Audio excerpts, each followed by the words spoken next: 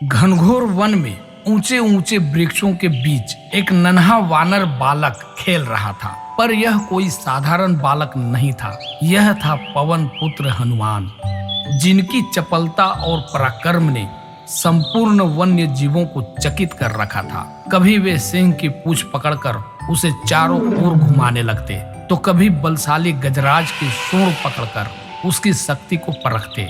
विशाल वृक्षों की शाखाओं को अपनी बाहुबल से हिलाते, पर्वतों की चोटियों पर ऐसे छलांग लगाते मानो वे पंखधारी पक्षी हों। वन्य प्राणी उनसे भयभीत रहते, किंतु उनके हृदय में हनुमान के प्रति प्रेम भी था। वे केवल चंचल ही नहीं, न्यायप्रिय भी थे। किसी दुर्बल पर कोई सबल अत्याचार करे, यह उन्हें सहन नहीं था। यदि कोई हिंसक पशु किसी निरीह प्राणी को सताता, तो वे तत्काल हस्तक्षेप कर देते और अत्याचारी को दंडित कर देते। अपनी अद्भुत शक्ति और तेज से युक्त हनुमान कभी कभी मुनियों के आश्रमों में भी जा पहुंचते। वहां जाकर वे अपनी शरारतों से सभी को चकित कर देते।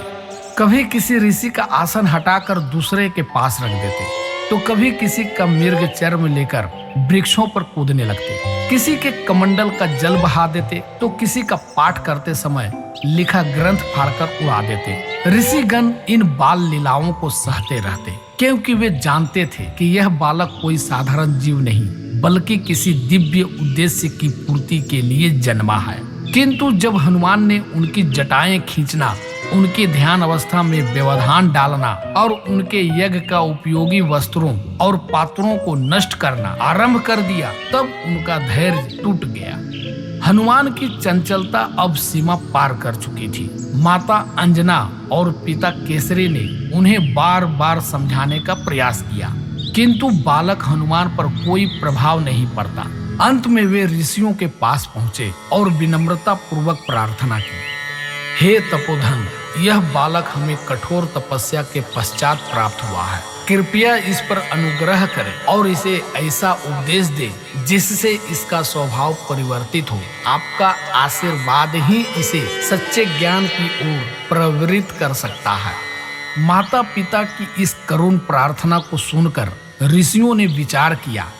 उन्हें ज्ञात था कि यह बालक भविष्य में देवताओं के कार्य में सहायक होगा और भगवान श्री राम का अनन्य भक्त बनेगा। किंतु बल और पराक्रम का अभिमान भक्त के लिए उचित नहीं होता।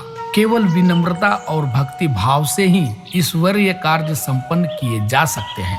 और भृगु और अंगिरा वंश के ऋषियों ने हनुमान को एक गूढ़ शाप दे दिया, हे वानरवीर, तुम जिस बल के अभिमान में हमें कष्ट पहुंचा रहे हो, वह तुम्हें हमारी आज्ञा से दीर्घ काल तक स्मरण नहीं रहेगा। जब कोई तुम्हारी कीर्ति का स्मरण कराएगा, तभी तुम्हारा बल पुनः जागृत होगा। शाप की घोषणा होते ही हनुमान का पराक्रम धीरे धीरे मंद पड़ गया।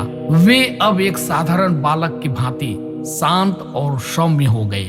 अन्य वानर बालकों की तरह वे भी ऋषियों के आश्रमों में बिना किसी उपद्रव के विचरण करने लगे। उनके इस परिवर्तन से मुनिगण भी बहुत प्रसन्न हुए और आशीर्वाद देते रहे। अब हनुमान को अपने बल का ज्ञान नहीं था, किंतु यह भविष्य में उनका सबसे बड़ा वरदान सिद्ध होने वाला था। जब वे श्री राम के अनन्य भक्त बनेंगे, तब उनकी शक्ति और पराक्रम की महत्ता फिर से प्रकट होगी। वे इस शाप के कारण कभी अहंकारी नहीं बनेंगे और सदैव दीनता एवं भक्ति के भाव में रहेंगे। इस प्रकार बाल्यकाल में चंचल परंतु दयालु हनुमान एक नई दिशा की ओर अग्रसर हुए। वे अब विद्या अध्ययन की ओर प्रवृत्त हुए, जिससे वे आने वाले समय में अपने परम प्रिय आराध्य श्री राम के कार्य में सहायक बन सके। जय श्री राम। धन्यवाद। अगर ये कहानी आपको अच्छी लगी तो वीडियो को लाइक करें, इस चैनल को सब्सक्राइब करें और अपने मित्रों को भी ये वीडियो शेयर करें। धन्यवाद।